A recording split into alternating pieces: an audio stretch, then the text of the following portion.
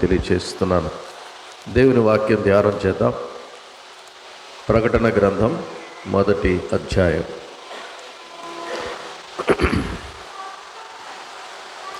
ప్రకటన గ్రంథం 1వ అధ్యాయం 1వ వచనము నుండి చివరి వరకు 20 వచనాలు ఉన్నాయి. చదువుకుందాం.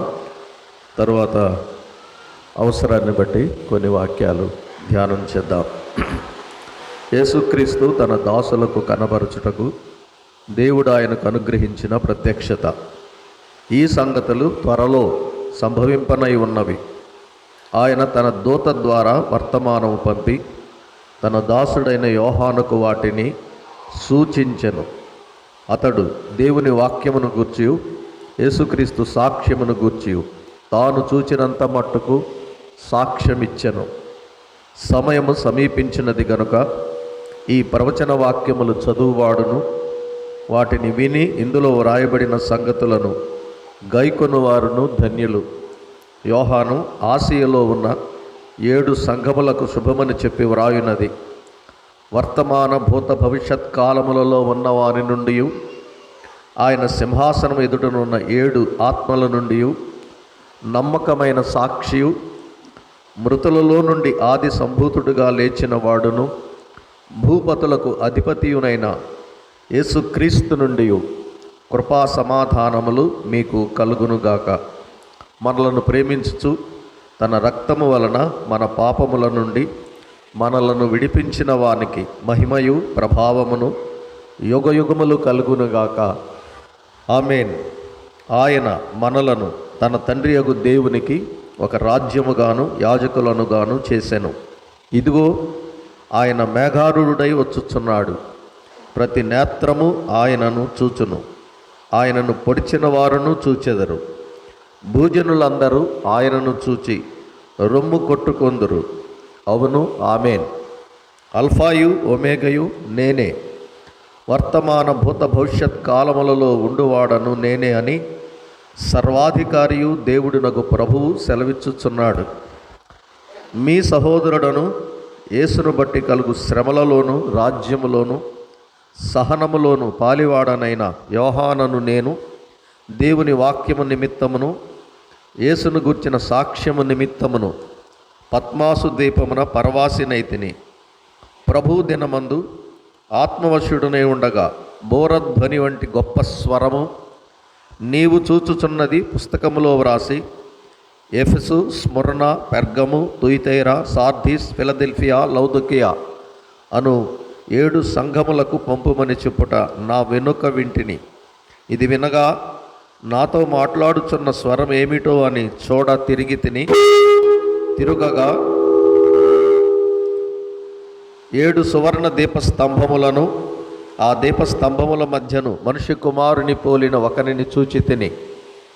ఆయన తన పాదముల మట్టుకు దిగుచున్న వస్త్రము ధరించుకొని రొమ్మునకు బంగారు దట్టి కట్టుకొని ఉండెను. ఆయన తలయు తల వెంట్రుకలను తెల్లని ఉన్నిని పోలినవి అయి హిమమంత ధవళముగా ఉండెను. ఆయన నేత్రములు అగ్ని జ్వాలల వలె ఉండెను. ఆయన పాదములు కొలిమిలో పుటము వేయబడి మెరయుచున్న అపరంజితో సమానమై ఉండెను. ఆయన కంఠస్వరము విస్తార జల ప్రవాహముల ధ్వని వలె ఉండెను. ఆయన తన కుడి చేత 7 నక్షత్రములను పట్టుకొని ఉండెను. ఆయన నోటి నుండి 2 అంచులు గల వాడి అయిన ఖడ్గం ఒకటి బయలువెడలుచుండెను. ఆయన ముఖము మహా తేజస్సుతో ప్రకాశించుచున్న సూర్యుని వలె ఉండెను.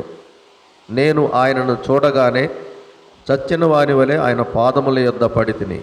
ఆయన తన కుడి చేతిని నా మీద ఉంచి నాతో ఇట్లనెను, భయపడకుము, నేను మొదటివాడను కడపటివాడను జీవించువాడను. మృతుడనైతిని గాని ఇదిగో యుగయుగములు సజీవుడనై ఉన్నాను. మరియు మరణము యొక్కయు పాతాళ లోకము యొక్కయు తాళపు చెవులు నా స్వాధీనములో ఉన్నవి. కాగా నీవు చూచిన వాటిని, ఉన్న వాటిని, వీటి వెంట కలుగుబో వాటిని, అనగా నా కుడి చేతిలో నీవు చూచిన ఆ 7 నక్షత్రములను గూర్చిన మర్మమును, ఆ 7 సువర్ణ దీపస్తంభముల సంగతి వ్రాయుము. ఆ 7 నక్షత్రములు 7 సంఘములకు దూతలు. ఆ 7 దీపస్తంభములు 7 సంఘములు. ప్రభు సహాయం కొరకు ప్రార్థన చేద్దాం. కృపగల తండ్రి, మమ్మను ప్రేమించారు. మా కొరకై మీ కుమారుని అనుగ్రహించి ఆయన రక్తము వలన మాకు విమోచన కలుగచేసి మీ సొత్తైన ప్రజలుగా స్వీకరించారు. మీ సత్యమును మీరు మాకు బయలుపరిచినందుకు స్తోత్రం చెల్లిస్తున్నాం.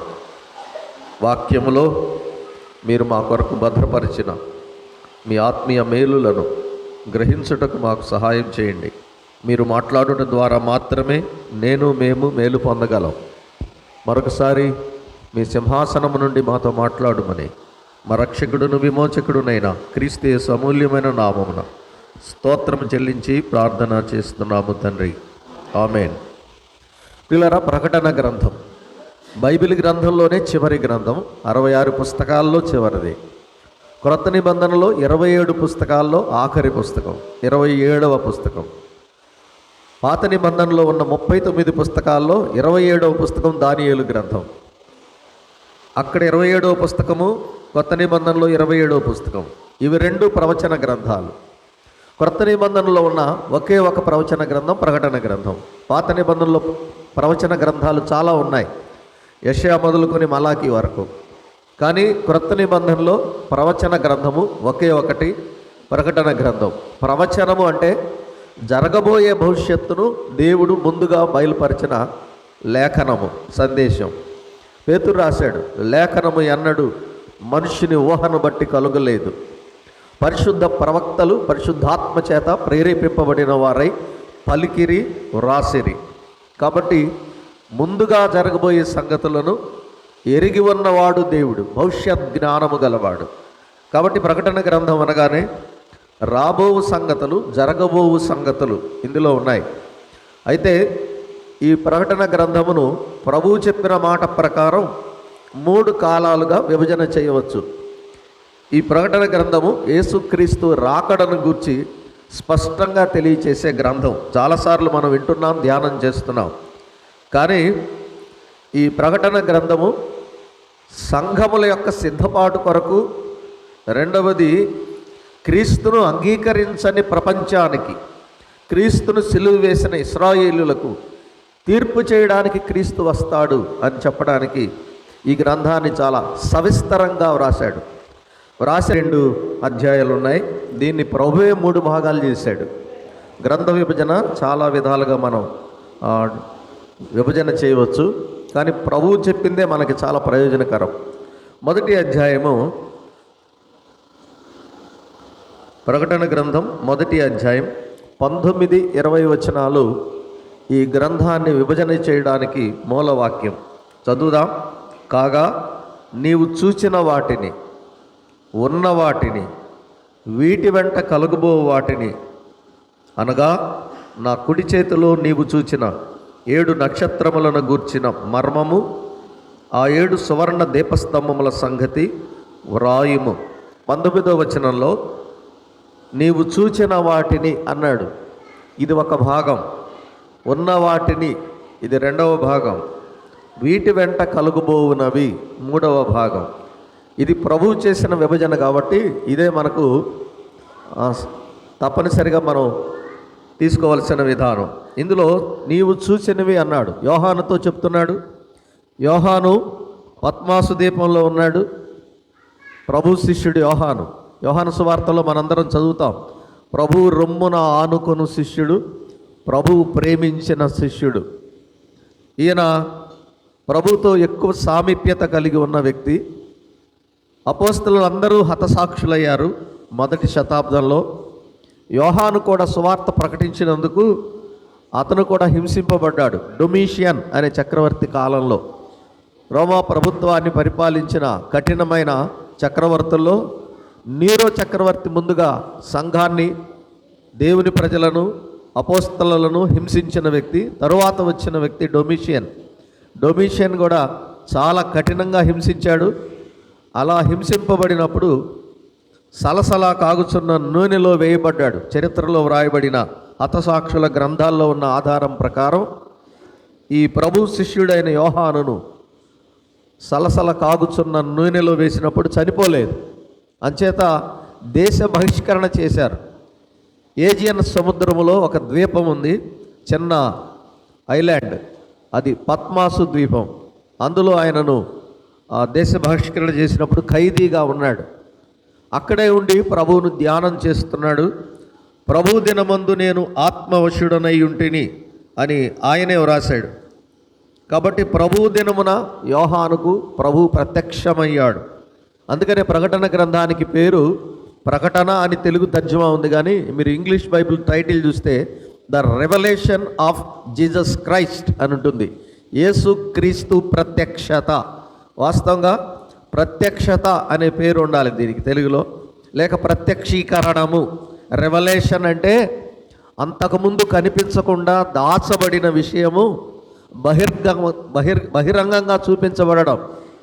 మరో మాట చెప్పాలంటే ముసుగు వేయబడిన విషయము ముసుగు తొలగించబడడం. దీనికి గ్రీకు భాషలో, హెబ్రీ భాషలో చాలా పదాలు ఉంటాయి. అవన్నీ మనం జ్ఞాపకం పెట్టుకోవాల్సిన అవసరం లేదు. అపోకలిప్సిస్ అంటారు గ్రీకులో అయితే, అంటే ముసుగు తొలగించడం. మనం ప్రతిమలు చూస్తుంటాం, కొంతమంది రాజకీయ నాయకులు ప్రతిమలు తయారు చేసి పెడతారు, దాన్ని ఆవిష్కరించే వరకు ముసుగు వేసి ఉంచుతారు. ఆ దారిని వెళ్ళే వాళ్ళకి తెలియదు ఇది ఎవరి ప్రతిమో తెలియదు. ఎవరో ప్రముఖులు వచ్చేసి ఆ ముసుగు తొలగించి ఇదిగో ఈయన ఫలానా ఆయనని సమాజానికి పరిచయం చేయడం చూస్తాం మనం. దీన్ని గ్రీకు భాషలో ముసుగు తొలగించడం, అన్వెయిలింగ్ అంటారు. అన్వెయిలింగ్, వెయిల్ అంటే ముసుగు. ఆ ముసుగు తొలగించడం అంటే దేవుడు మర్మముగా దాచిన సంగతులు క్రీస్తే స్వయంగా ప్రత్యక్షపరిచాడు సంఘానికి, లోకానికి. యేసుక్రీస్తు ప్రత్యక్షత అని గుర్తుపెట్టుకుంటే చాలు. ఈ భాషలు, ఈ భావాలన్నీ అక్కర్లేదు. యేసుక్రీస్తు దేవుని ప్రత్యక్షత. హెబ్రీ పత్రిక 1వ అధ్యాయంలో యేసుక్రీస్తు దేవునిని ఎలా ప్రత్యక్షపరిచాడో చూపించాడు. మనందరికీ బాగా ఇష్టమైన వాక్యం అది. హెబ్రీ పత్రిక 1వ అధ్యాయం ప్రారంభ వచనం. పూర్వకాలమందు నానా సమయములలోనూ నానా విధములుగాను ప్రవక్తల ద్వారా మన పితరులతో మాట్లాడిన దేవుడు ఈ దినముల అంతమందు కుమారుని ద్వారా మనతో మాట్లాడెను. ఆ కుమారుని సమస్తమునకు వారసునిగా నియమించెను. ఆయన ద్వారా ప్రపంచములను నిర్మించెను. 3వ వచనం గమనించండి. ఆయన దేవుని మహిమ యొక్క తేజస్సును, ఆయన తత్వము యొక్క మూర్తిమంతమునై ఉన్నాడు. ఈ మాట కొరకు మనం ఈ వచనం చదువుతున్నాం. దేవుని మహిమ యొక్క తేజస్సు, ప్రతిబింబం అని ఫుట్నోట్లో రాశాడు. అంటే అదృశ్యుడైన దేవుని స్వరూపి క్రీస్తు. కొలసై పత్రికలో ఆరాధన సమయాల్లో ధ్యానం చేస్తుంటాం మనం. కొలసై పత్రిక 1వ అధ్యాయం 15వ వచనంలో ఆయన అదృశ్య దేవుని స్వరూపి అయి ఉన్నాడు. అంటే కనిపించని దేవునిని ఎవడను ఎన్నడను దేవుని చూడలేదు, ఏ నరుడును దేవుని చూడనేరడు అని పత్రిక 1వ అధ్యాయం 15వ వచనం ప్రకారం అదృశ్యుడుగా ఉన్న దేవునిని లోకానికి ప్రత్యక్షపరచిన వాడు యేసుక్రీస్తు. యోహాను సువార్తలో మనం చాలాసార్లు జ్ఞాపకం చేసుకుంటున్న విషయము 1వ అధ్యాయంలో 18వ వచనం. యోహాను సువార్త 1వ అధ్యాయం 18వ వచనంలో ఎవడును ఎప్పుడైనను దేవుని చూడలేదు, తండ్రి రొమ్మున ఉన్న అద్వితీయ కుమారుడే ఆయనను బయల్పరచను. ఇది అపోకలిప్సిస్ అంటే బయల్పరచను, ప్రత్యక్షపరచను. అదృశ్యుడైన దేవునిని ఈ లోకానికి చూపించిన వ్యక్తి, కళ్ళకు కట్టినట్లు తండ్రిని చూపించిన వ్యక్తి యేసుక్రీస్తు ప్రభు. అందుకనే కొలసైలో అదృశ్య దేవుని స్వరూపి, కనిపించని దేవునిని ఈ లోకానికి ప్రత్యక్షీకరించిన వ్యక్తి యేసుక్రీస్తు ప్రభు. యోహాను సువార్త 14వ అధ్యాయంలో శిష్యులు అడిగారు, మాకు తండ్రిని చూపించవా అని. ప్రభు చాలా స్పష్టంగా చెప్పాడు, ఇంతకాలం నన్ను చూస్తున్నారు కదా, మళ్ళీ తండ్రిని చూపించమని అడుగుతారేంటి అని. నన్ను చూచిన వాడు తండ్రిని చూచి ఉన్నాడు అన్నాడు, చూస్తాడు అనలేదు. కాబట్టి అదృశ్యుడైన దేవుని స్వరూపి క్రీస్తు. కాబట్టి క్రీస్తే దేవుని ప్రత్యక్షత, రెవల్యూషన్ అంటాం దాన్ని. ఇక్కడ ప్రకటన గ్రంథంలో జరగబో సంగతులు, మర్మమై ఉన్న సంగతులు యేసుక్రీస్తు ప్రభు యోహానుకు ఆయన బయలుపరిచాడు. అదే మొదటి అధ్యాయం మొదటి వచనంలో చదువుతాం. యేసుక్రీస్తు తన దాసులకు కనబరచుటకు దేవుడు ఆయనకు అనుగ్రహించిన ప్రత్యక్షత. తండ్రి అయిన దేవుడు యేసుక్రీస్తుకు ఇచ్చిన ప్రత్యక్షత, అది తన దాసులు అంటే విశ్వాసులు, క్రైస్తవులకు, సార్వత్రిక సంఘానికి చూపించడానికి, కనబరచడానికి దేవుని చేత క్రీస్తుకు అనుగ్రహింపబడిన ప్రత్యక్షత. అదే వచనంలో ఈ సంగతులు త్వరలో సంభవింపనై ఉన్నవి, ఇవి జరగబోయేవి అని ఈ వచనమే చెప్తోంది. అనగా భవిష్యత్తును గూర్చిన ప్రవచనం ఇది. అలాగే తన దూత ద్వారా వర్తమానము పంపి తన దాసుడైన యోహానుకు వాటిని సూచించెను. దూత ద్వారా యోహానుకు సూచించాడు. ఆ దూత ఎవరో చెప్పబడలేదు, కానీ మధ్యలో ఒక దూతను దేవుడు ఈ సందేశాలు అందించడానికి యోహాను యొద్దకు పంపినట్లు చూస్తున్నాం మనం.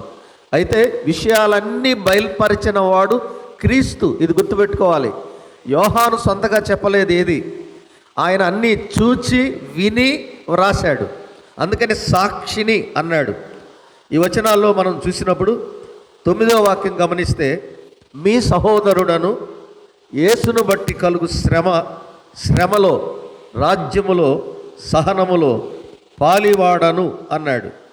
కాబట్టి ఇతడు యేసుక్రీస్తు శ్రమలలో పాలివాడై సాక్షిగా సాక్ష్యమిస్తున్నాడు.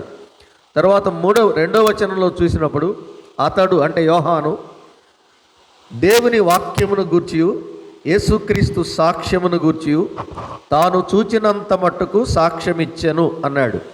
కాబట్టి చూచినవి, విన్నవి ఆయన రాస్తున్నాడు. ప్రభు మాట్లాడుతుండగా యోహాను విని రాశాడు. ప్రభు చూపిస్తుండగా జరగబోయే విషయాలు ముందుగా చూచి రాశాడు. కాబట్టి ఇది వాస్తవమైన సంగతి. ఇందులో మనం చెప్పుకున్నాం, 3 భాగాలుగా ప్రభు విభజన చేశాడు. నీవు చూచిన వాటిని అన్నాడు, ఇది మొదటి అధ్యాయం. ఉన్న వాటిని అన్నాడు, 2-3 అధ్యాయాలు. వీటి వెంట కలుగబోవనవి అన్నాడు, 4వ అధ్యాయం నుంచి 22వ అధ్యాయం వరకు ఉన్న భాగమంతా భవిష్యత్ జరగబోయే భాగము. 3 కాలాలు. చూచినవి అంటే యోహాను జీవించి ఉన్నప్పుడు జరిగినవి. ఏం చూశాడు? పద్మాసు దీపంలో ప్రభువును చూచాడు. ప్రభువును మహిమాస్వరూపిగా చూచాడు. ప్రభు చేతిలో 7 నక్షత్రాలు ఉండడం చూచాడు.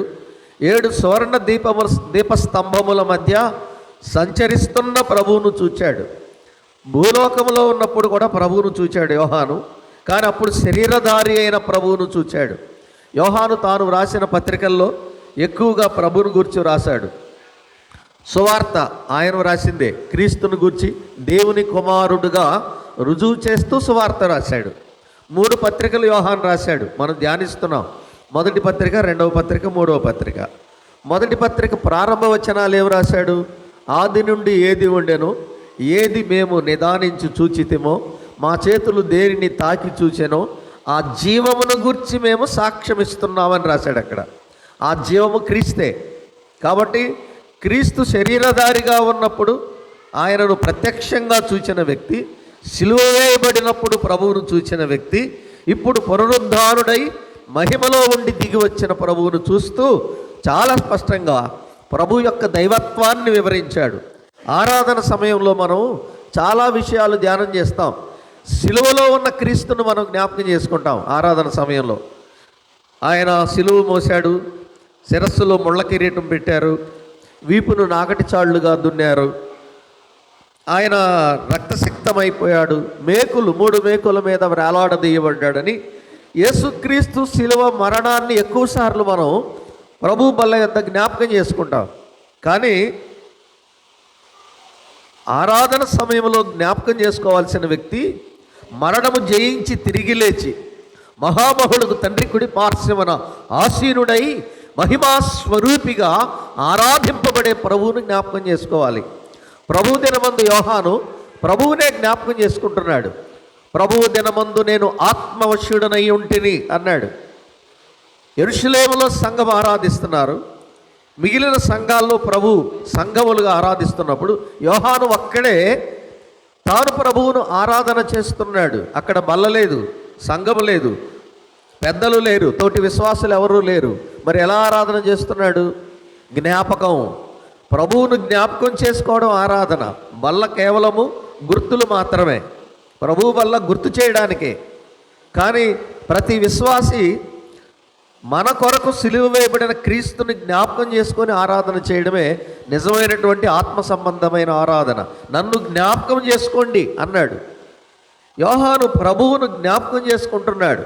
ప్రభువు జీవితం, ప్రభువు సిలువ మరణం, ఆయన పునరుద్ధానం, ఆయన మహిమ, ఆయన దైవత్వం, ఆయన ప్రభావాన్ని జ్ఞాపకం చేసుకుంటూ ఉండగా తనలో తానే ఆత్మ పూర్ణుడై ఆరాధన చేస్తున్నప్పుడు ప్రభు ప్రత్యక్షమయ్యాడు, సాక్షాత్కరించాడు. ఒక్క వ్యక్తి కోసం ప్రభు దిగి వచ్చాడు మహిమ నుండి. ఇది నిజమైన ఆరాధన. ప్రభువును చూడగలగాలి ఆరాధనలో, ప్రభువును చూడగలగాలి ఆరాధనలో. కానీ మనం గమనించాల్సింది ఏంటంటే, యోహాను చూస్తూ మరలా ప్రభు స్వరం విన్నాడు. ఇక్కడ చూడండి ఒక మాట, 10వ వచనం. ప్రభువు దినమందు ఆత్మవశుడనై ఉండగా బోరధ్వని వంటి గొప్ప స్వరము నీవు చూచుచున్నది పుస్తకములో వ్రాసి ఎఫెసు, స్ముర్నా, పెర్గము, తుయితైరా, సార్దీసు, ఫిలదెల్ఫియా, లవొదికీయాను 7 సంఘములకు పంపుమని చెప్పుట నా వెనుక వింటిని అన్నాడు. విన్నాడు, ప్రభు స్వరము విన్నాడు, ప్రభు మాటలు విని వ్రాస్తున్నాడు. ఈ స్వరం ఎలాంటిది అంటే బోరధ్వని అన్నాడు. మనం ఎవరం బోరధ్వని వినలేదు. ఇశ్రాయేలీయులకు బోరధ్వనితో పరిచయం ఉంటుంది. ఆయా సందర్భాల్లో బోరలు ఊదబడతాయి, ఆ బోరధ్వనికి సమావేశం అవుతారు. కానీ ప్రభు స్వరము బోరధ్వని వంటిది అని చెప్తున్నాడు. అంటే ప్రభు స్వరాన్ని చాలా స్పష్టంగా విన్నాడు. మనం చదివిన భాగాల్లో ప్రభు స్వరూపాన్ని వర్ణించాడు ఆయన. మీరు ఆరాధన సమయంలో ఇవి ధ్యానం చేయండి. ఆయన నిజమైన దైవత్వము, ఆయన మహిమాస్వరూపాన్ని చూసి వర్ణించాడు ఆయన. చాలా అద్భుతము. ఇక్కడ యేసుక్రీస్తు ప్రభు ఒక న్యాయాధిపతిగా ప్రత్యక్షమయ్యాడు. 1వ అధ్యాయంలో శరీరధారిగా ప్రత్యక్షమయ్యాడు మనకి. కానీ యోహానుకు ప్రత్యక్షమైన వ్యక్తి న్యాయాధిపతి. ఆయన వర్ణన చూసాం మనం. ఆయన పాదముల మట్టుకు దిగుచున్న వస్త్రము ధరించుకున్నాడు, రొమ్మునకు బంగారు దట్టి కట్టుకున్నాడు అన్నాడు. బంగారు దట్టి కట్టుకునేది న్యాయాధిపతి. అంతకుముందు ఆయన పరలోకంలో ఉన్నాడు ప్రధాన యాజకుడిగా, హెబ్రీ పత్రికలో చూస్తాం. కానీ ఇప్పుడు ప్రకటన గ్రంథంలో కనబడేది యాజకుడిగా, ప్రధాన యాజకుడిగా కాదు, లోకమునకు తీర్పు చేయడానికి దిగి వచ్చిన న్యాయాధిపతి, నీతిగల న్యాయాధిపతి. ఆ వర్ణన అలాగే ఉంటుంది మీకు. ఆయన కన్నులు అగ్నిజ్వాలల్లా కనబడుతున్నాయి. అంతకుముందు ఆయన ప్రేమగలవాడు, కృపగలవాడు, జాలిగా చూచినవాడు. క్రీస్తును తృణీకరించిన వారికి తీర్పు చేయడానికి ఇప్పుడు ఆయన అగ్నిజ్వాలల వంటి నేత్రములతో వచ్చాడు. చూస్తాం మనం. ఆయన పాదములు కొలిమిలో పుటము వేయబడి మెరయుచున్న అపరంజితో సమానం. అపరంజి అంటే బంగారం, దైవత్వానికి, రాజరికానికి గుర్తు. కాబట్టి ఇక్కడ ఆయన అన్ని అధికారాలు కలిగిన వాడు. ఆయన రాజు, న్యాయాధిపతి కూడా, ప్రధాన యాజకుడు కూడా. ఇన్ని అధికారాలు ప్రభు అక్కడే కలిగి ఉన్నాడు. పరిశుద్ధుడు. ఆయన తెల్లని వస్త్రము, తెల్లని శిరోజాలు, తల వెంట్రుకలు ఆయన పరిశుద్ధతను తెలియచేస్తున్నాయి. ఆయన నీతి న్యాయము గల న్యాయాధిపతి. తిమోతి 2వ పత్రిక 4వ అధ్యాయంలో పౌలు మరణించడానికి ముందు రాసినప్పుడు నీతి గల న్యాయాధిపతి ప్రత్యక్షమగును అని తిమోతి 2వ పత్రిక 4వ అధ్యాయం 8వ వచనంలో రాశాడు. నీతిగల న్యాయాధిపతిగా ఇప్పుడు ఆయన తీర్పు చేసేవాడుగా 1వ అధ్యాయంలో ప్రభు కనబడుతున్నాడు. కాబట్టి నీవు చూచిన వాటిని అంటే న్యాయాధిపతి అయిన క్రీస్తును గూర్చిన వివరము, ఆయన చేతిలో ఉన్న 7 నక్షత్రములు 7 సంఘములకు దూతలు. ఇక్కడ దూతలు అంటే పరలోకపు దూతలు కాదు, ప్రతినిధులు, సంఘాన్ని నడిపించే సేవకులను గూర్చి రాసిన మాట ఇది. 7 సంఘాలు పేర్లు చదివాం మనం. ఇవి యోహాను జీవించిన కాలంలో ఉన్న అక్షరార్థంగా ఉన్న సంఘాలే. ఆసియా అన్నాడు ఇక్కడ. ఆసియా అంటే ఆసియా ఖండము కాదు, చిన్న ఆసియా అంటారు. అదే టర్కీ ప్రాంతం. ఇప్పుడు టర్కీ ప్రాంతం మధ్యధరా సముద్రానికి ఉత్తర భాగంలో ఉంటుంది. యెరూషలేము కూడా ఉత్తర భాగంలో ఉంటుంది. అంటే పాలస్తీనాకు. ఆ ప్రాంతంలో అప్పుడు చాలా సంఘాలు ఏర్పడ్డాయి అపోస్తలుల ద్వారా. అందులో ప్రత్యేకంగా ఒక 7 సంఘాలలో ఉన్న పరిస్థితులను ప్రభువు చూచాడు.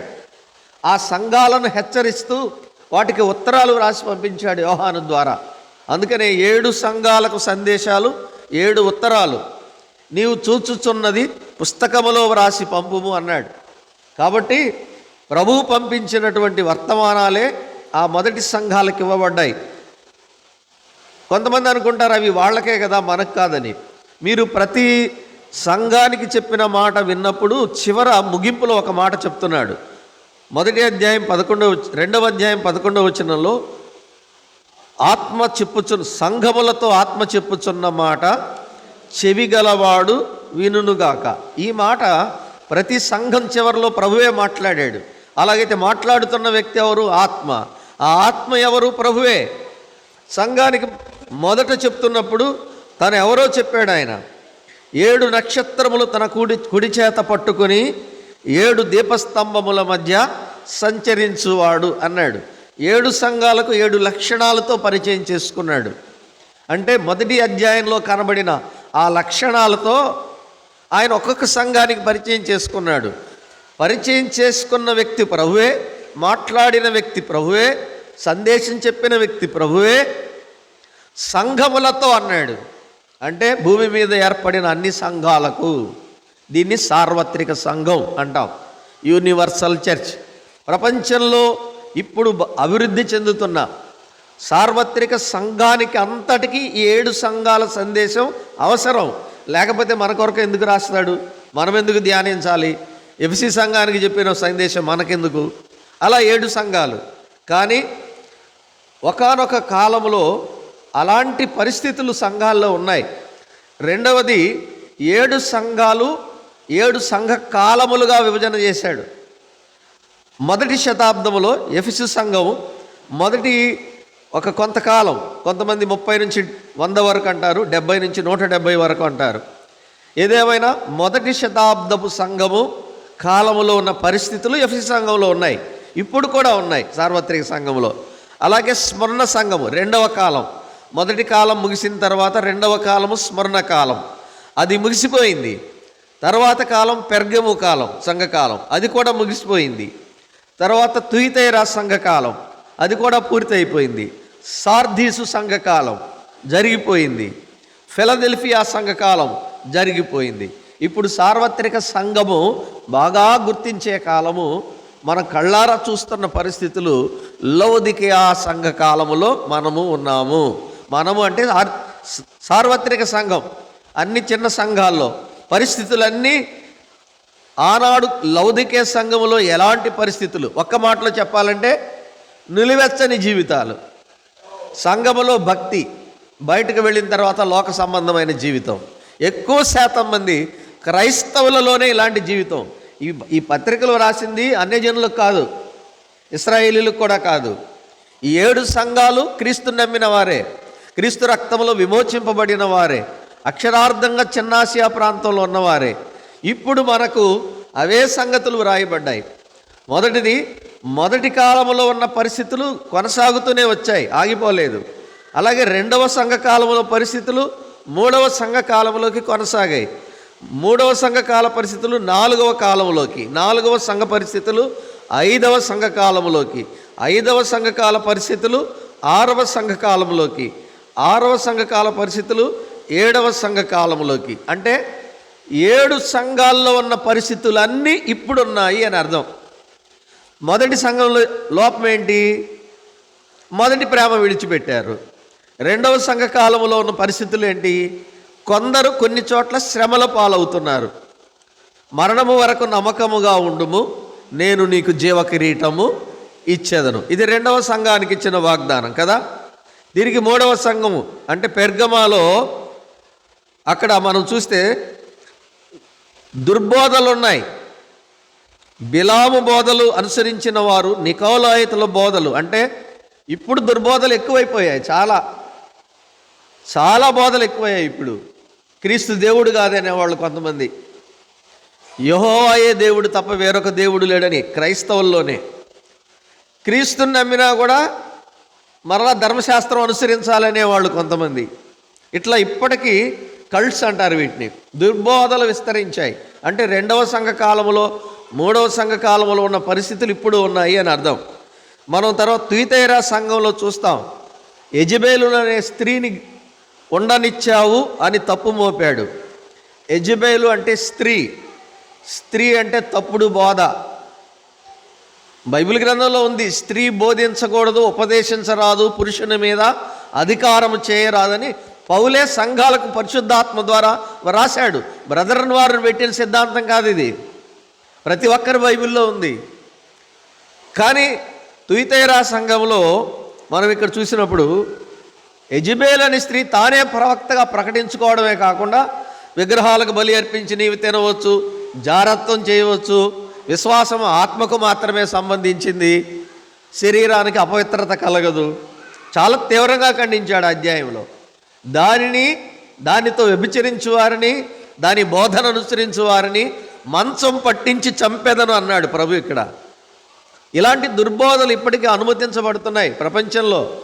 స్త్రీలే ఎక్కువ ప్రాధాన్యత తీసుకొని సార్వత్రిక సంఘ పరిశుద్ధతను పాడు చేయడాన్ని చూస్తున్నాం మనం. ఇప్పుడైతే చలామణి అవుతుందేమో కానీ ప్రభు తీర్పు తీర్చే గడి ఒకటి ఉంది, తప్పించుకోలేరు ఎవరు. సంఘము పవిత్రమైంది, సంఘానికి శిరస్సు క్రీస్తే. ఆయన నియమించిన సేవకులు పెద్దలు మాత్రమే సంఘాన్ని వాక్య సత్యములో పరిశుద్ధతలో నడిపించాలి. కాబట్టి సార్వత్రిక సంఘాన్ని ఇప్పుడు హెచ్చరించడానికి ఈ సంగతులు మన మధ్యకి తీసుకొచ్చాడు. మనం సార్దీసులో చూసాం, అక్కడ కూడా జీవచ్ఛవం అని రాశాడు. జీవించుచున్నావన్న పేరు మాత్రం ఉన్నది కానీ మృతుడవే. ఇది వ్యక్తిగతంగా కూడా ప్రతి విశ్వాసికి హెచ్చరిక, ప్రతి స్థానిక సంఘానికి హెచ్చరిక. కాబట్టి ఇది ఎవరికో సార్దీసుకు రాశాడు, మనకు సంబంధం లేదనుకుంటే విశ్వాసి తను తాను మోసగించుకుంటాడు. మనం చూస్తాం తుయితైరా తర్వాత ఫిలదెల్ఫియాను గురించి, ఫిలదెల్ఫియాలో ప్రేమను గురించి మాట్లాడాడు. నీకు శక్తి కొంచెమైనను నా వాక్యము గైకొన్నావు. ఇవాళ సంఘానికి ముఖ్యమైనది వాక్యమే. అద్భుతాలు, సూచక్రియలు, మహత్కార్యాలు, దర్శనాలు, స్వస్థతలు ఇవన్నీ మొదటి కాలంలో, వాక్యము రాయబడిన కాలంలో. అలాగైతే ఇంత లేఖనం ఎందుకు రాయాలి దేవుడు? లేఖనం గ్రంథాన్ని ఎందుకు ఇచ్చాడు? ఇది లేకుండానే సూచక్రియలు చేయవచ్చు కదా. బైబిల్ గ్రంథం లేకుండానే ప్రజల మధ్య అద్భుతాలు, సూచక్రియలు ప్రతి వారికి దర్శనంలో కనబడుతూ దేవుడు కార్యాలు చేయొచ్చు కదా. యోహాను ఏం రాశాడు? దేవుని వాక్యమును గూర్చియు యేసుక్రీస్తుని గూర్చియు సాక్ష్యమిచ్చుచున్నానన్నాడు.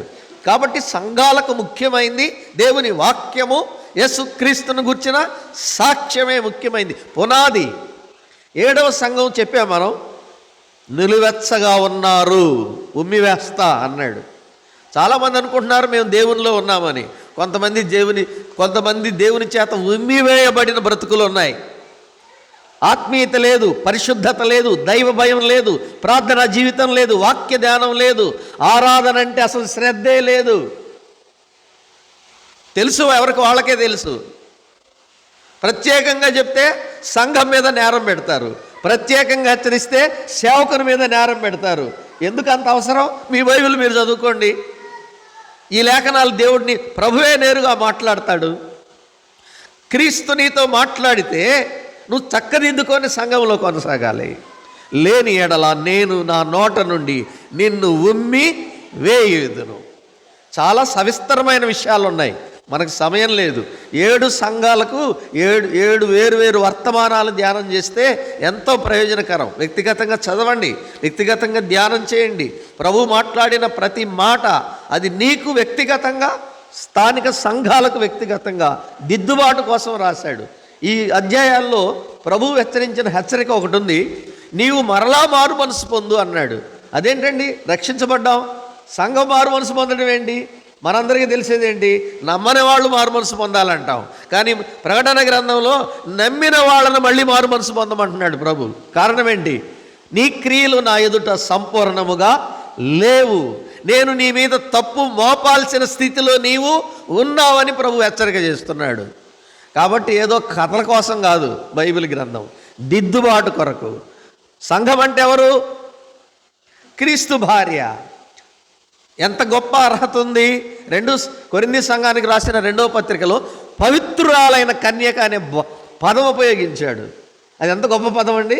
పవిత్రురాలైన కన్యక అంటే పాపం ఎరుగనిది, శరీర సంబంధమైన అపవిత్రత ఎరుగనిది కన్యక. ప్రభువుకు జన్మ ఇచ్చిన ఆమె కన్యక. ప్రభువుకి వివాహం చేయబోయబడే మనము పవిత్రాలైన కన్యకగా ఉండడం కోసం ఉదకము చేత ఆయన అనుదినము మనలను వాక్య ఉదకం చేత శుద్ధి చేస్తున్నాడు. ముడత, కళంకము, మచ్చలేని, మాలిన్యము లేని నిష్కళంకమైన పవిత్రమైన సంఘముగా ప్రభు ఎదుట నేడో రేపో నిలబడాలి. అందుకోసమే ఈ సంగతులు. కాలక్షేపం కోసం కాదు, జ్ఞానం సంపాదించుకోవడం కోసం కాదు, దిద్దుబాటు కొరకు హెచ్చరిక. ఇక్కడ మనం చూసాం, 3 భాగాలు చేశాడు ప్రభు. నీవు చూచినవి అన్నాడు.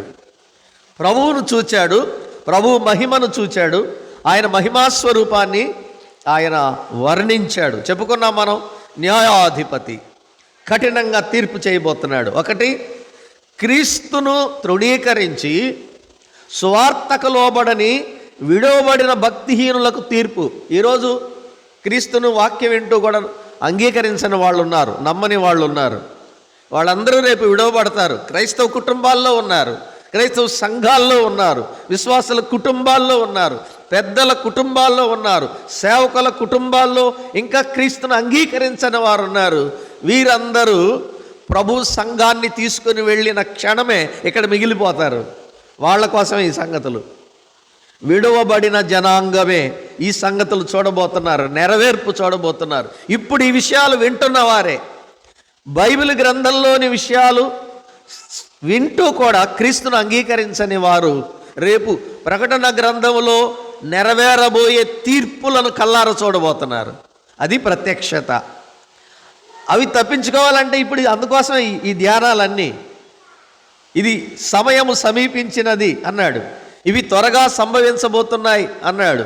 కాబట్టి రాబోవు క్రీస్తు యొక్క ప్రత్యక్షతలో సంఘముతో ఎత్తబడాలి, అందుకు సిద్ధపడాలి. ఊరికే వాక్యం వింటే ఉపయోగం లేదు. కుటుంబంతో మందిరానికి వచ్చి, సంఘానికి వచ్చి వాక్యం వింటూ సంవత్సరాలు గడిపినంత మాత్రాన ఏం ప్రయోజనం లేదు. క్రీస్తుని రక్షకునిగా అంగీకరించి తీరాలి. మారు మనసు రక్షణ అనుభవం పొంది తీరాలి. బాప్తిస్మం పొందాలి. చాలామందిని తీర్మానాలు చేసి 6 నెలలు, సంవత్సరం, 3 సంవత్సరాలు ఉంటున్నారు బాప్తిస్మం పొందకుండా. ఏంటంటే సిద్ధపట్టలేదట. అవివేకం, అజ్ఞానం కాదా ఇది? క్రీస్తుని పాపాలు క్షమించాడని నీకు ఆ నిర్ధారణ కలిగిన క్షణమే నువ్వు బాప్తిస్మం పొందాలి. నువ్వు సిద్ధపడేదేంటి? నిన్ను నువ్వు సిద్ధపరచుకుంటే పరలోకం చేసుకుంటాడా? కొంతమంది ఏమంటున్నారు, నీకు అప్పుడే వద్దంటున్నారు. అంటే సర్టిఫై చేయడం మన వశంలో ఉందా? ఆరాధన చేసే వాళ్ళందరూ 100% యోగ్యులని ఏ సంఘం చెప్పగలదు? ఎవరికి వారే క్రీస్తు న్యాయపీఠం ఎదురు నిలబడాలి. ఏ విశ్వాసి తనను తానే సిద్ధపరచుకోవాలి. సంఘ పెద్దలు కాపలా కాయరు, సేవకులు ఎవరిని కాపలా కాయరు. క్రీస్తు ఎదుట ప్రతి విశ్వాసి తనను తానే నిర్దోషిగా రుజువు చేసుకోవడానికి సిద్ధపడాలి. అందుకోసం విశ్వాసము ద్వారా రక్షణ, విధేయత ద్వారా బాప్తిస్మం. ప్రభు ఎడల కృతజ్ఞత కలిగి ఆరాధించడానికి, ప్రభువు వల్ల ప్రభు వచ్చు వరకు ఆయన మరణమును ప్రచురించడానికి సంఘముతో ఏకీభవించి ఉండాలి. వాయిదా వేసే వాళ్ళ గురించి బాగా ఆలోచన చేయండి. మీరు ఎవరిని నిరోధించొద్దు, మీరు సర్టిఫై చేయొద్దు ఎవరిని. ఆత్మలో జరిగే రక్షణ కార్యాన్ని రూఢిపరిచేది ప్రభు. ఒక వ్యక్తి పడిపోయాడో నిలబడ్డాడో చూసేది ప్రభు. పడిపోయిన వ్యక్తిని దిద్దుబాటు చేసి లేపగలిగిన వాడు ప్రభు. దిద్దుకోని వాడికి శిక్ష వేసేది కూడా ప్రభువే, ఎంత గొప్ప వ్యక్తి అయినా. అందుకు రాశాడు, మొదటి అధ్యాయంలో న్యాయాధిపతి అయిన ప్రభువును చూచాడు. ఆయన చేతిలో ఉన్న సేవకులు, అనగా ప్రభు పరిచర్య చేసే సేవకులము ప్రభు చేతిలో ఉన్నాం. మనకెవరు హాని చేయలేరు. శరీరానికి హాని చేస్తారు. మీ శరీరమును మాత్రమే చంపి మీ ప్రాణమును, మీ ఆత్మను ఏమీ చేయలేని వారికి మీరు భయపడవద్దు. మీ శరీరమును, మీ ప్రాణమును, మీ ఆత్మను కూడా నరకములో వేయగలవానికి మీరు భయపడండి. చాలా స్పష్టంగా చెప్పాడు మత్తయి సువార్తలో. అయితే ఆయన చేతిలో మనం ఉన్నాము. 7 దీపస్తంభములు, సువర్ణ దీపస్తంభములు. సంఘము క్రీస్తుకు సాక్షి. దీపస్తంభం అంటే సాక్షి అర్థం. ఆ సంఘము సత్యమునకు స్తంభమును ఆధారమై ఉన్నది. తిమోతి పత్రికలో 3వ అధ్యాయంలో 15వ వచనంలో చదువుతాం మనం. జీవము గల దేవుని సంఘము అనగా సత్యమునకు స్తంభము, ఆధారము. క్రీస్తుకు సాక్షి స్తంభం. సువర్ణ దీపస్తంభాలు అనగా క్రీస్తు యొక్క మహిమను ఈ లోకానికి ప్రకాశింపచేసేది సంఘమే, అంటే విశ్వాసులే. మనుషులు మీ సత్క్రియలు చూచి పరలోకమందున్న మీ తండ్రిని మహిమపరచునట్లు వారి ఎదుట మీ వెలుగు ప్రకాశింపనీయుడి. 5వ అధ్యాయం 16వ వచనం మత్తయి సువార్తలో ప్రభు తను నమ్మిన శిష్యులకు చెప్పాడు, మీ వెలుగు ప్రకాశించాలి. సంఘములో ఉన్న విశ్వాసుల యొక్క నీతి క్రియల ద్వారా బయట ఉన్నవాళ్ళు తెలుసుకోవాలి. వీధి సువార్త ద్వారా తెలుసుకోవడం కంటే దేవుని పిల్లల జీవితాలను చదువుతారు బయట ఉన్నవాళ్ళు మనల్ని. ఇదే సంఘము సాక్షి స్తంభం అంటే. శిష్యులను గురించి కూడా చెప్పాడు, వారు స్తంభముల వంటి వారు అని. ఇక్కడ చూడండి, మొదటి భాగము, మొదటి అధ్యాయము క్రీస్తు ప్రత్యక్షత. చూచాడు, నీవు చూచినది అన్నాడు. రెండవది ఉన్న వాటిని అన్నాడు. 2వ అధ్యాయము 3వ అధ్యాయంలో 7 సంఘాలను చూపించాడు. అంటే యోహాను జీవించిన కాలంలోనే ఈ 7 సంఘాలు ఉన్నవి కాబట్టి 7 సంఘాలకు సంబంధించిన సంభవాలు చెప్పుకున్నాం కదా. 6 సంఘకాలాలు జరిగిపోయాయి, 7వ సంఘకాలం జరుగుతూ ఉంది. ఇది ఎప్పుడు పూర్తవుతుంది? ఇప్పుడైనా ముగిసిపోవచ్చు, ఎప్పుడో కాదు. ఆ గడి అయినను ఆ సమయమైనను ఎవరికి తెలియదు. ఇదే ప్రకటన గ్రంథంలో ప్రభు ఎక్కువసార్లు మాట్లాడాడు. రండి, 3వ అధ్యాయం 3వ వచనం. నీవేలాగు ఉపదేశం పొందితివో, ఎలాగు వింటివో జ్ఞాపకం చేసుకొని దాన్ని గైకొనుచు మారు మనస్సు పొందుము. నీవు జాగరూకుడవై ఉండని ఎడల, చదువుతారా, నేను దొంగ వలె వచ్చేదను, ఏ గడియను నీ మీదికి వచ్చేదనో నీకు తెలియదు. ప్రభు భూమి మీద ఉన్నప్పుడు చెప్పాడు ఈ మాట. ఇది సార్వత్రిక సంఘానికి ఇచ్చే హెచ్చరిక. ఆయన ఈ రోజైనా రావచ్చు అనే సిద్ధపడాలి. ఇప్పుడే రాడు అని ఎవరు నిర్ధారించడానికి వీల్లేదు. కొంతమంది చెప్పచ్చు ఇప్పుడే రాడు అని. ఎలా చెప్తాం? ఆయన ఇష్టం. ఏ గడియ వచ్చునో అది మీరు ఎరుగదు, దొంగ వచ్చున్నది మీరు ఎరుగనట్లే అన్నాడు. తెస్సలోనిక మొదటి పత్రిక 5వ అధ్యాయంలో ఇదే సూచన చెప్పాడు ఆయన సంఘానికి, తెస్సలోనిక సంఘానికి. కాబట్టి ప్రభు ఈరోజే వస్తాడని సిద్ధపడాలి విశ్వాసి. రేపు వస్తాడు, లేకపోతే ఇంకా నెల తర్వాత వస్తాడు, ఇంకా కొన్ని ఉన్నాయి, లేదు. ప్రభు ఈరోజు వస్తే జాగ్రత్తగా వినాలి, సంఘము కొనిపోబడుతుంది. అంటే లౌదిక సంఘకాలం ఈ రోజుతోని ముగియవచ్చు, లేదా ఆయన కృప వలన పోడిగిస్తాడు. పేతురు రాశాడు 2వ పత్రికలో, ప్రభువు తన వాగ్దానమును గుర్చి మరచువాడు కాదు, ఆలస్యము చేయువాడు కాడు, కానీ ఆయన దీర్ఘశాంతము చూపిస్తున్నాడు. ఎవడును నశింపవలనని ఇచ్చయింపక ఆయన కొంచెము ఆలస్యము చేయుచున్నాడు. హెబ్రీ పత్రిక 10వ అధ్యాయం చివరి వాక్యంలో వచ్చుచున్నవాడు ఆలస్యము చేయక వచ్చును అని రాశాడు. ఇదే ప్రకటన గ్రంథం 1:7లో ఏం చెప్పాడు? ఇదిగో ఆయన మేఘారూఢుడై వచ్చుచున్నాడు అన్నాడు, ఇదిగో వచ్చేస్తున్నాడు అన్నాడు. ఇన్ని వాక్యాలు వింటుంటే మీకు ఇంకా సమయం ఉందిలే అనిపిస్తోందా? నీవు జాగరూకుడవై ఉండని ఎడల అన్నాడు. అంటే మెళుకువగా ఉండండి, సిద్ధపడి ఉండండి. 10 మంది కన్యకల ఉపమానం ఎందుకు చెప్పాడు? వారు అనుకొనని గడియలో పెండ్లి కుమారుడు వచ్చెను అన్నాడు. ఇవన్నీ హెచ్చరికలు కాదా? కానీ ఒక విషయం, ప్రభు తన కార్యాలు తను నిర్ణయించిన ప్రకారం నెరవేరుస్తాడు. మనుషులెవరు దేవునికి టైం టేబుల్ వెయ్యరు, వేయడానికి లేదు. ప్రభువా నువ్వు పలానప్పుడు రా, ఇక్కడికి రా, ఇన్ని రోజులుండు, ఈ తర్వాత వెళ్ళు. మనం ఇచ్చే టైం టేబుల్ ప్రకారం ఆయన రాడు. షెడ్యూల్ అంటాం. He has his own schedule before the foundation of the earth. జగత్తు పునాది వేయబడక మునిపే ఆయన తాను చేసిన తన నిర్ణయము చొప్పున సమస్త కార్యములను జరిగించుచున్నాడు అని ఎఫ్సి పత్రిక 1వ అధ్యాయంలో 12-13 వచనాల్లో రాశాడు ఆయన చాలా స్పష్టంగా. ప్రభు వస్తాడు. ఈ సంఘకాలం, ఇప్పుడు జరిగే సంఘకాలం ముగించబడుతుంది. ఇప్పుడు 3వ భాగం జరగాలి. 1 నీవు చూచినవి, క్రీస్తు ప్రత్యక్షత. 2 ఉన్నవి, అనగా 7 సంఘకాలాలు.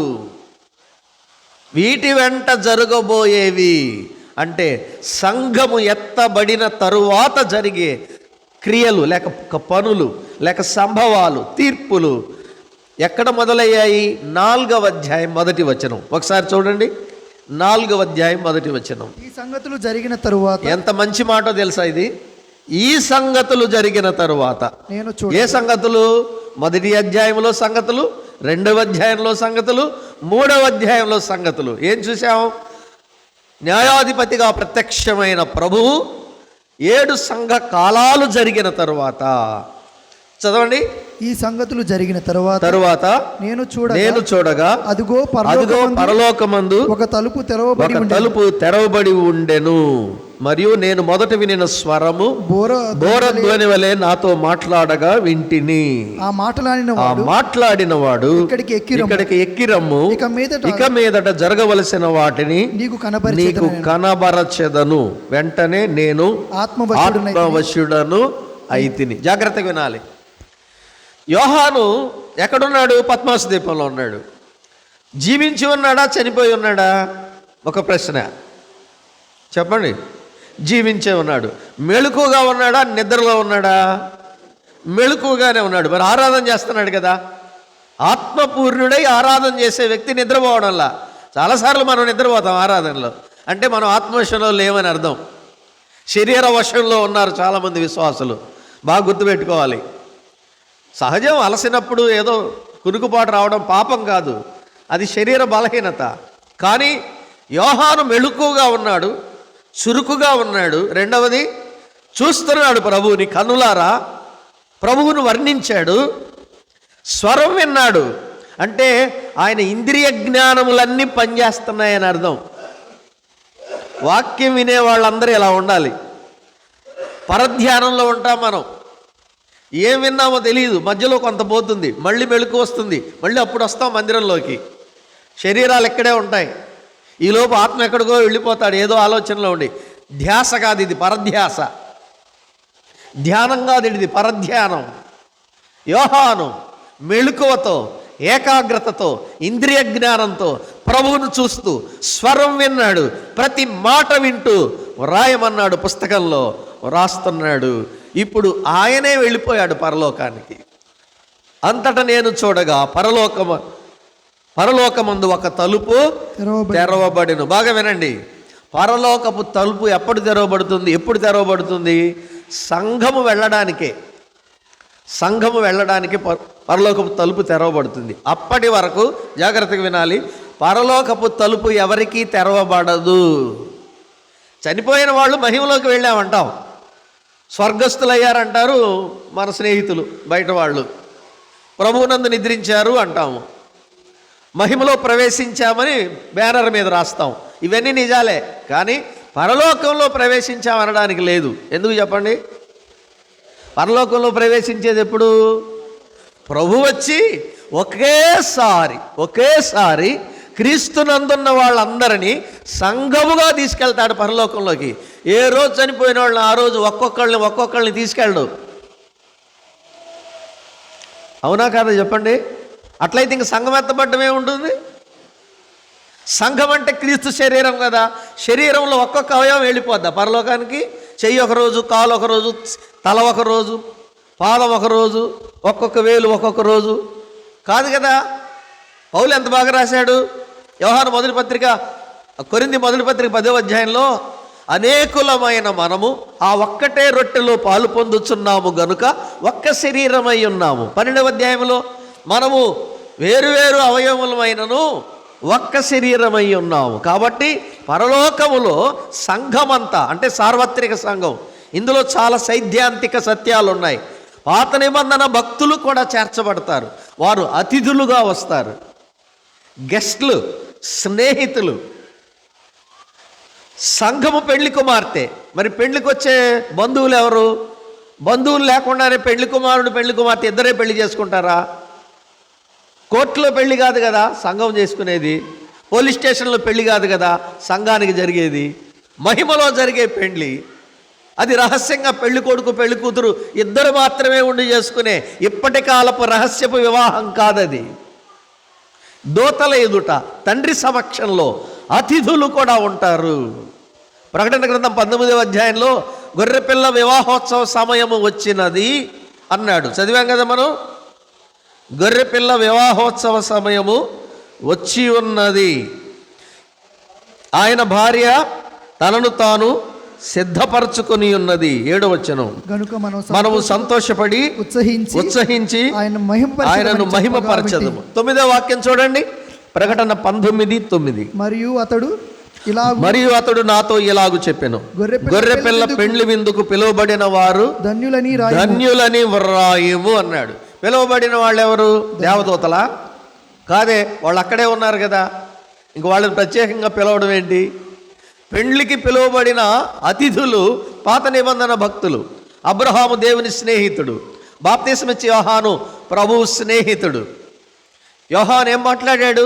పెండ్లి కుమార్తె గలవాడు పెండ్లి కుమారుడు, పెండ్లి కుమారుని చూచి సంతోషించువాడు స్నేహితుడు. ఇప్పుడు నా సంతోషము పరిపూర్ణమైంది, సంపూర్ణమైపోయింది అన్నాడు యోహాను, బాప్తిస్మిచ్చి యోహాను మాట్లాడుతూ.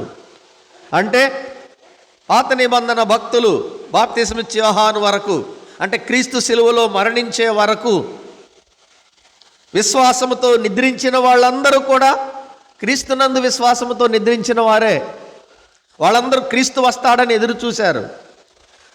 ఆదికాండం 3వ అధ్యాయంలో స్త్రీ సంతానము వస్తాడు అని చెప్పిన మొదటి ప్రవచనం మెస్సయాను గూర్చి.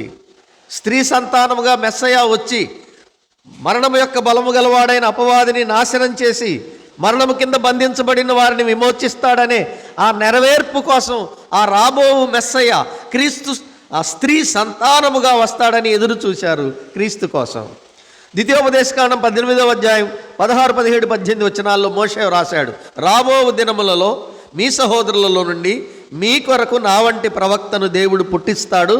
మీలో ప్రతివాడు ఆయన మాట వినాలి, ఆయన మాట వినని వాడు కొట్టివేయబడతాడని మోషే హెచ్చరించాడు. అంటే రాబో క్రీస్తును గురించి మోషే ఇశ్రాయేలీయులకు ముందే పరిచయం చేశాడు.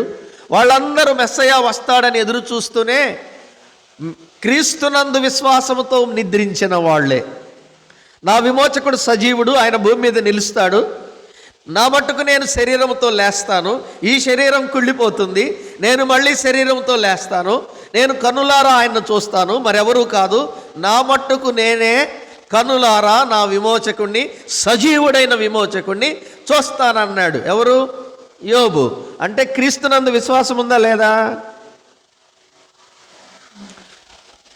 మీ తండ్రి అయిన అబ్రహాము నన్ను చూడాలనుకున్నాడు, చూశాడు, ఆనందపడ్డాడు, సంతోషించాడని వాళ్ళకే చెప్పాడు అబ్రహాము సంతానానికి. వాళ్ళేమన్నారు?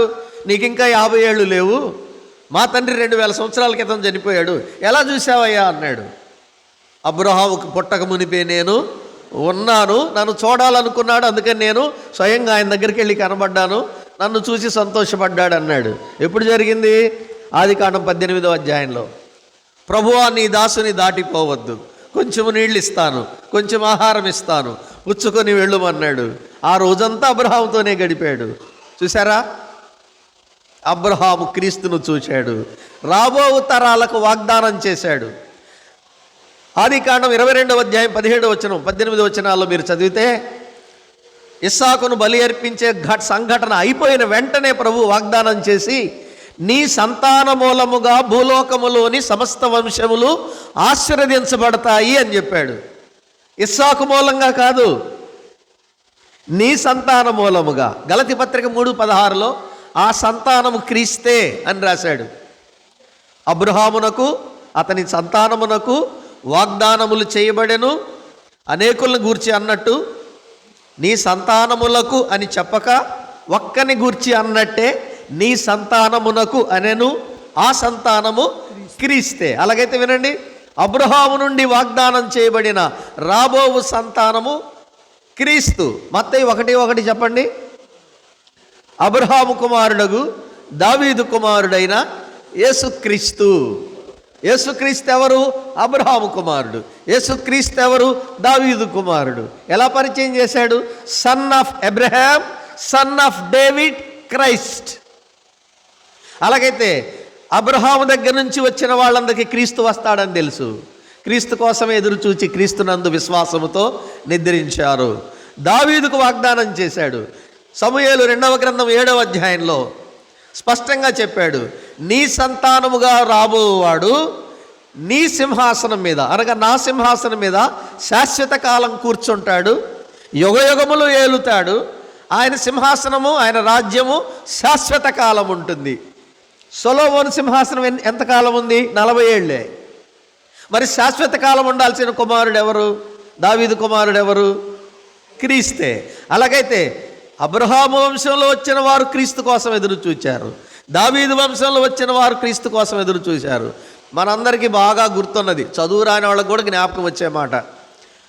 యాకోబు బావి దగ్గరికి వెళ్ళాడు, ఒక్క ఆమెనే రక్షించాడు. 7 మాటలు మాట్లాడాడు ఆమెతో. చివరి మాట ఏంటో తెలుసా? నీతో మాట్లాడుచున్న నేనే ఆయనను. నీతో మాట్లాడుచున్న నేనే ఆయనను. ఎవరాయన? అబ్రహాముకు వాగ్దానం చేయబడినవాడు, మోషే ద్వారా ప్రవచింపబడినవాడు, దావీదు వంశములో వాగ్దానం చేయబడిన రాబోవు విమోచకుడను నేనే. ఎందుకు ఆ మాట అన్నాడు?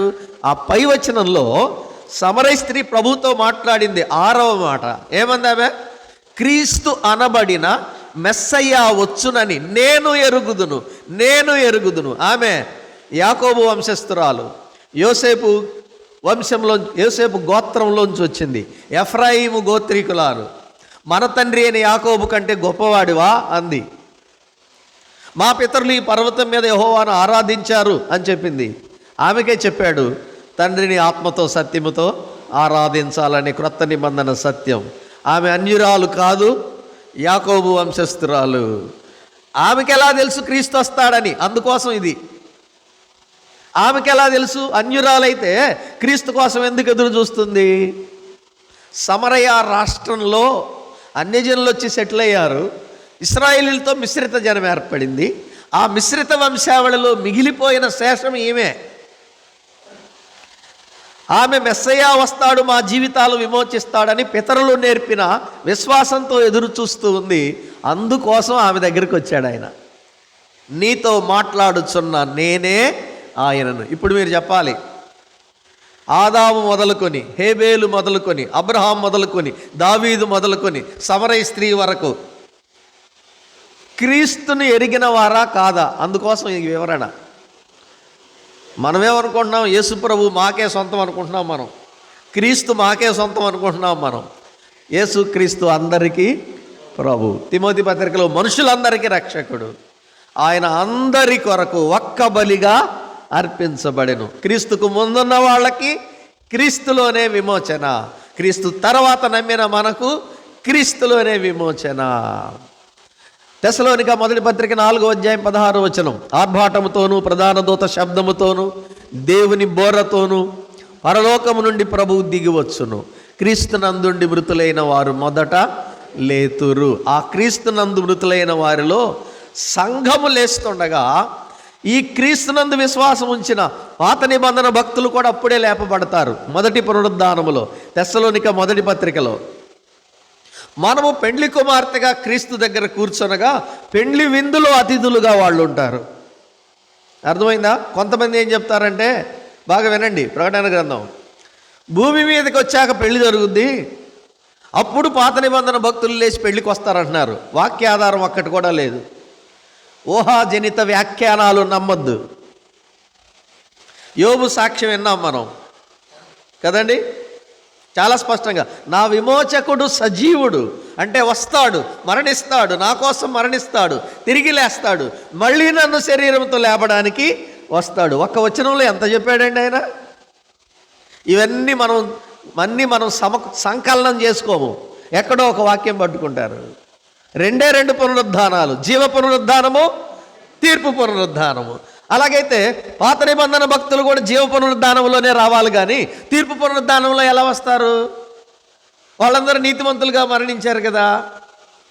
ఇది వేరు వేరు భాగాల్లో జరుగుతుంది. ఒకటి, క్రీస్తు వచ్చినప్పుడు, అంటే ఈ రోజైనా జరగచ్చు. నేను మళ్ళీ చెప్తా, ఎప్పుడు వాక్యం విన్నా ధ్యానించినా ఈరోజే ప్రభు బోరధ్వని వినాలి అని సిద్ధపడాలి. అర్థమవుతుంది కదా. ప్రభు వచ్చినప్పుడు మనం పరిశుద్ధులు లేపబడతారు. 7 ఏండ్ల శ్రమల కాలంలో కూడా కొంతమంది రక్షించబడతారు సువార్త ద్వారా. యూదులు సువార్త ప్రకటిస్తారు, దేవదూతలు సువార్త ప్రకటిస్తారు. చివరి 3.5 సంవత్సరాలు 2 సాక్షులు ప్రకటిస్తారు, కొద్ది రోజులు. అందువల్ల సువార్త ప్రకటించబడి నమ్మిన వాళ్ళు హతసాక్షులు అవుతారు. 6వ అధ్యాయంలో ఉంటారు వాళ్ళు, బలిపీఠం కింద కనబడతారు. తర్వాత అవన్నీ ధ్యానం చేద్దాం మనం. అంటే పాత నిబంధన భక్తులు, కొత్త నిబంధన పరిశుద్ధులు, పాత నిబంధన పరిశుద్ధులు, శ్రమల కాల పరిశుద్ధులు. 7 ఏళ్ళు శ్రమ ముగిసిన తర్వాత 20వ అధ్యాయంలో వాళ్ళు కూడా బ్రతికించబడతారు. ప్రభు సంఘంతో వచ్చిన తర్వాత వాళ్ళని తెచ్చి మనకు యాడ్ చేస్తాడు ఆయన. మొదటి పునరుద్ధానములో పాలుగలవారు ధన్యులు అనే మాట చదువుతాం. ఆ మాట 20వ అధ్యాయంలో ఉంది కాబట్టి జాగ్రత్తగానండి. చూస్తారు ఒకసారి, ఎందుకంటే చాలాసార్లు ఈ మాటలు చదివినా అర్థం కావు. 5వ వచనం 20వ అధ్యాయం, 1000 సంవత్సరములు గడుచు వరకు కడమ మృతులు బ్రతకలేదు, ఇదే మొదటి పునరుద్ధానము. ఈ మొదటి పునరుద్ధానములో పాలుగలవారు ధన్యులను పరిశుద్ధులునై ఉందురు. మొదటి పునరుద్ధానములో పాలుగలవారు అన్నాడు. అంటే ఇప్పుడు ఇంతకుముందే సంఘానికి 7 సంవత్సరాలకు ముందు ఎత్తబడిన మొదటి పునరుద్ధానములో శ్రమల కాల పరిశుద్ధులు కూడా పాలు పొందుతారు, ప్రవేశం పొందుతారు. అంతేగాని అదే మొదటి పునరుద్ధానం కాదు. 1000 ఏండ్ల తర్వాత జరిగేది పాపుల తీర్పు, అది తీర్పు పునరుద్ధానం. ఇదే అధ్యాయంలో, అంటే 20వ అధ్యాయం మీరు 11వ వచనం నుంచి చదువుకోవాలి. అప్పుడు మరణించిన పాపులకు తీర్పు. అక్కడ పాత నిబంధన భక్తులు ఉండరు. రెండవది 20వ అధ్యాయం 6వ వచనంలో పునరుద్ధానములో పాత నిబంధన భక్తులు ఉండరు. కేవలము శ్రమల కాల పరిశుద్ధులు మాత్రమే లేపబడతారు. కావాలంటే మీరు పై వచనం చదువుకోండి, మీకు ఇలాంటి కన్ఫ్యూజన్ లేకుండా ఉండడం కోసం ఈ వివరణ ఇస్తున్నాను. 4వ వచనం, సింహాసనములను చూచి తిని వాటి మీద ఆసీనులై ఉండు వారికి విమర్శ చేయుటకు అధికారము ఇవ్వబడెను, మరియు క్రూర మృగమునకైనను దాని ప్రతిమకైనను నమస్కారము చేయక తమ నొసళ్ళయందు గాని చేతుల యందు గాని ముద్రించుకున్న వానిని ముద్ర వేయించుకొనని వారు సంఘకాల. ఒకసారి ఆగండి. ఈ ముద్ర వేయించుకోవాల్సిన పరిస్థితి ఎప్పుడు వస్తుంది? సంఘం ఎత్తబడిన తర్వాత, సంఘం ఉన్నప్పుడేనా? ఎత్తబడిన తర్వాత. పాత నిబంధన కాల పరిస్థితులకి క్రూర మృగం ముద్ర వేయించుకోవాల్సిన పరిస్థితి ఉందా? వాళ్ళకి లేదు. మనకుందా? మనకు లేదు. క్రూర మృగానికి మ్రొక్కాలి, ముద్ర వేయించుకోవాలనే పరిస్థితి ఎవరికి వస్తుంది? సంఘంతో ఎత్తబడకుండా విడవబడిన వాళ్ళకి. కాబట్టి వీళ్ళెవరు? చదవండి. యేసు విషయమై తామిచ్చిన సాక్ష్యము నిమిత్తము, దేవుని వాక్యము నిమిత్తము శిరచ్ఛేదన చేయబడిన వాళ్ళు పాత నిబంధన భక్తులా? మనమా? కాదు కదా. శిరచ్ఛేదన చేయబడిన వారి ఆత్మలను చూచి తిని వారు బ్రతికిన వారై 1000 సంవత్సరములు క్రీస్తుతో కూడా రాజ్యము. అంటే 1000 ఏళ్ల రాజ్యానికి ముందు బతికారు అని అర్థం. 1000 ఏళ్ల రాజ్యం ఎప్పుడు మొదలవుద్ది? 7 ఏళ్ల శ్రమల కాలం ముగించబడిన తర్వాత. 7 సంవత్సరాల ముగింపు, 1000 సంవత్సరాలకు ప్రారంభం. ఈ మధ్యలో బతికిన వారే శ్రమల కాల పరిశుద్ధులు. ఇక్కడ పాత నిబంధన భక్తుల ప్రస్తావన ఉందా? లేదు. క్రొత్త నిబంధన మన పునరుద్ధానం ఉందా? లేదు. మరి ఎప్పుడు జరిగిపోయింది? తెస్సలోనిక మొదటి పత్రిక 4వ అధ్యాయం. అది ఎక్కడ చూపించాడు? ప్రకటన గ్రంథం 4వ అధ్యాయం. ఈ సంగతులు జరిగిన తరువాత పరలోకమందు ఒక తలుపు తెరవబడి ఉండెను. ఇక్కడికి ఎక్కి రమ్ము అను బోరధ్వని వంటి ఒక స్వరము పిలువగా నేను వింటిని. 4వ అధ్యాయంలో సంఘము ఎత్తబడుతుంది, మనం వెళ్ళిపోతాము.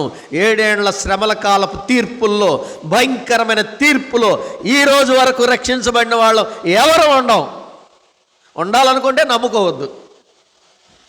అసలు 7 ఏళ్ల శ్రమ ఎట్టుంటుందో చూడాలి, క్రీస్తు విరోధి ఎలా ఉంటాడో చూడాలి, ఆ ముద్ర ఎలా ఉంటుందో చూడాలి.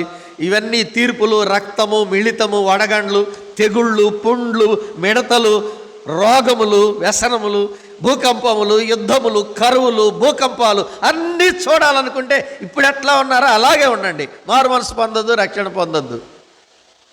అవి తప్పించుకొని సంఘంతో ఎత్తబడాలంటే ఇప్పుడే ప్రభువును అంగీకరించాలి. బోరధ్వని, సువార్త బోరధ్వని ఇప్పుడు వినబడుతోంది.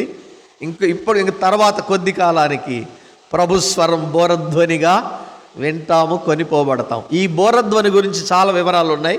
ప్రభు చిత్తమైతే తర్వాత క్లాసులో ధ్యానం చేద్దాం. ప్రభువు మనలను తన ప్రత్యక్షత కొరకు సిద్ధపరచునుగాక. ఆమేన్.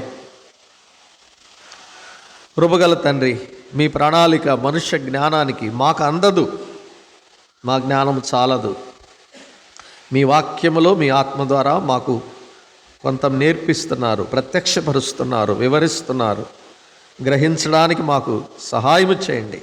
సంఘాన్ని ఆయత్తపరచండి. నిలువెచ్చని బ్రతుకుల్లోంచి నీ పరిశుద్ధతలోనికి, సారూప్యతలోనికి మమ్మల్ని దిద్దండి. ఇంకా కఠిన హృదయులై మీ శిలువ సువార్త, మీ మరణాన్ని నిర్లక్ష్యం చేస్తూ అపవాదికే బానిసలుగా, పాపానికి బానిసలుగా ఉన్నవారిని ఇప్పుడే మీరు సంధించండి. మీ శిలువ యొద్దకు, మీ కృపా సింహాసనం వద్దకు ఆకర్షించుమని క్రీస్తు అమూల్యమైన నామమున స్తోత్రం చేసి ప్రార్థిస్తున్నాము తండ్రి. ఆమేన్.